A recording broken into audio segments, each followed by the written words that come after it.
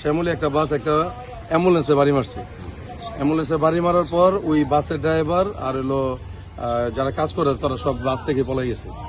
এটা দেখার পর আমরা প্যাসেঞ্জাররা যা ছিলাম সব গাড়ি থেকে নিচে নামছি।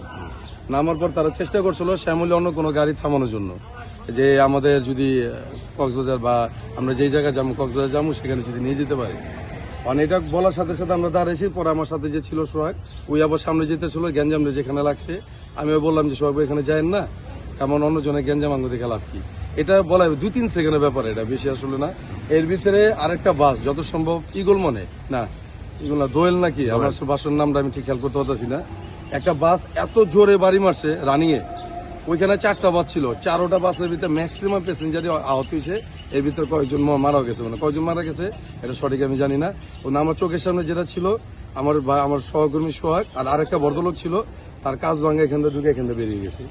আর আমি মোটামুটি আমার এই চামড়া এখান থেকে সব উঠে গেছে গা, হাতে ইঞ্জুরি হয়েছি। আর আমি তো ছিটকে পড়ে গেছিলাম 10-15 হাত দূরে। এই ঘটনা এরপরে যে থানার যে সার্জেন্ট ছিল সে আমাদের এখানে নিয়ে আসছে। এখানে মোটামুটি হালকা হালকা একটা ট্রিটমেন্ট করছে, আমরা বলছে ঢাকা মেডিকেলে নিয়ে যেতে। সাথে সাথে মানে যতটুকু তারা পারছে হেল্প করছে। এখন সোহাগের লাশ তো তার গার্জেনের ছাড়া দিবে না, মানে তাদের গার্জেন আসছে, সার্জেন্ট বলছে গার্জেন আসলে গার্জেনকে আমরা লাশ বুঝাই দিয়ে দিব। আমি কালকে রাত্রে ওইখানে গরু ফার্মে কাজ করতেছি, ওই সময় দাম করে একটা অ্যাম্বুলেন্স আসছে। অ্যাম্বুলেন্সের লাইট দেখি আমি উন্ডাটা নিয়ে আসছি। আসার পরে দেখি অ্যাম্বুলেন্সটারে মারা দিছে একটা বাসটার নাম হলো শ্যামলী এক্সপ্রেস।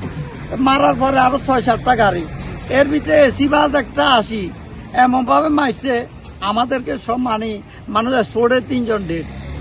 এটা একমাত্র দোষারোপ করি ঠিকাদার প্রতিষ্ঠানকে, ওনারা তদারকি না কিছু না, এরা কাজ করে 2 জন ইঞ্জিনিয়ার রাখছে সাইডে, কোন রকম দিনে কাজ করে, আর কোনো দারোয়ান নাই মারোয়ান নাই কিছু নেই।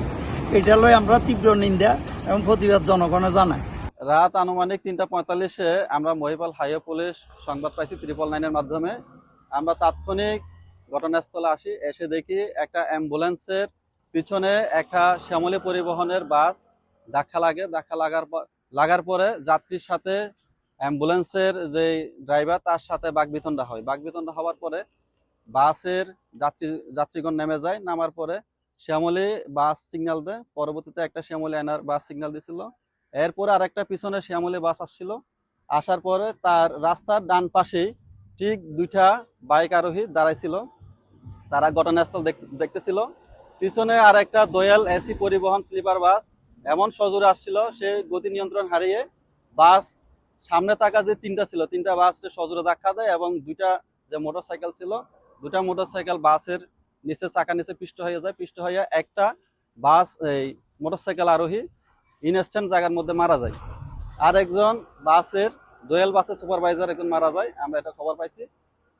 তাৎক্ষণিক ফেনী জেলা পুলিশ এবং ফায়ার সার্ভিস টিম উদ্ধার কাজ সম্পন্ন করার পর আমরা যাত্রীদেরকে অন্যান্য বাসে তাদের তুলে দিছি এবং তাদের মালামাল বুঝিয়ে দিছি। প্লাস আমরা যারা গুরুতর আহত তাদেরকে মেডিকেলে পাঠাইছি। আমরা ইনস্ট্যান্ট এই জায়গা থেকে 2 জন লোক মানে লাশ পাইছি, লাশগুলোকে আমরা সদর মেডিকেলে পাঠাই দিছি। যে 4 জন আমরা গুরুতর আহত মেডিকেলে পাঠাইছি, পরবর্তী শুনছি ওখান থেকে একজন মারা গেছে।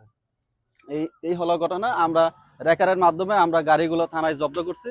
গাড়িগুলো বর্তমানে আমাদের থানায় হেফাজতে আছে। পরবর্তীতে আমাদের যে আইনগত যেটা ব্যবস্থা ওটা প্রক্রিয়াধীন আছে।